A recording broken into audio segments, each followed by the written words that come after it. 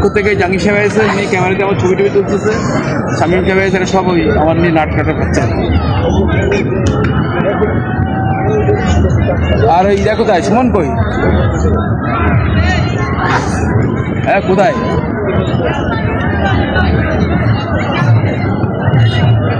আচ্ছা তোমার ভাইয়া রাব্বির বিয়ে দিতে বলো, ঠিক আছে? না বিয়ে তো দেওয়াই লাগবে, আজ হোক কাল হোক বিয়ে দেওয়া লাগবে না, দেরি করে লাভটা। তোমার মাকে নাকি মারধর করছে বলে, খুব খারাপ কথা। এটা কিন্তু খারাপ না, মারধর খুব বুঝাবো যে মারধর করা না, এই বয়সে তো মারা যাবে না। এই বয়সে তোমরা বড় হয়েছে, ছেলে বড় হয়েছে, এই বয়সে মাকে মারা যায় না। বুঝাতে হবে যে আব্বা এই বয়সে মারলে মাছ খারাপ করবে।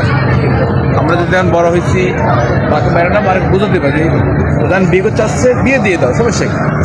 কাজ করে খাওয়াবে, সমস্যা? বিয়ে বয়স কত, ওর বয়স কত হয়েছে?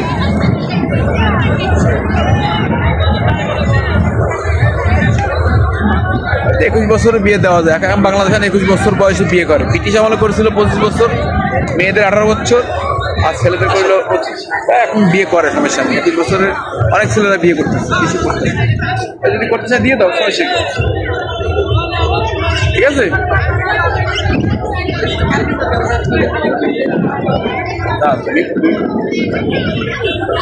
আর যশোরে চলে আসতে বলো, একটা ইজি ব্যাগ চালালেও ডেলি 1000 টাকা ইনকামের সংসার ভালোভাবে চলে যাবে। ঢাকা শহর কঠিন জায়গা, আমি তো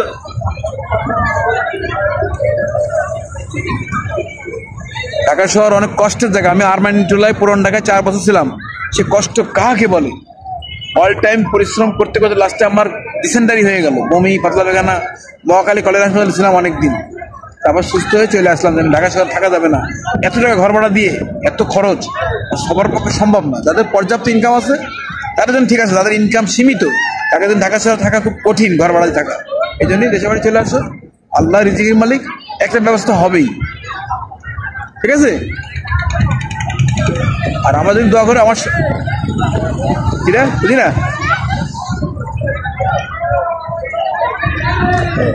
এবং আমার শরীরটা প্রচণ্ড খারাপ, প্রেশার বাড়ছে এখন।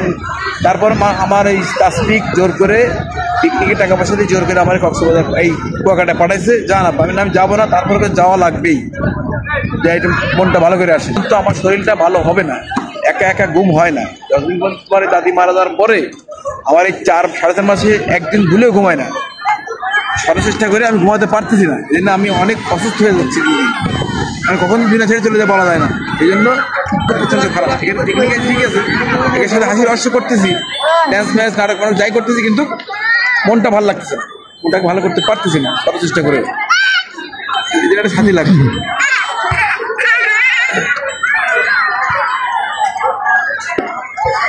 তো দেখো, তোমরা তো ঢাকা শহরে আসছো, কত তোমাকে তো অনেক জায়গায় সম্পর্ক আছে, পরিচিতি আছে, দেখো, ঠিক আছে?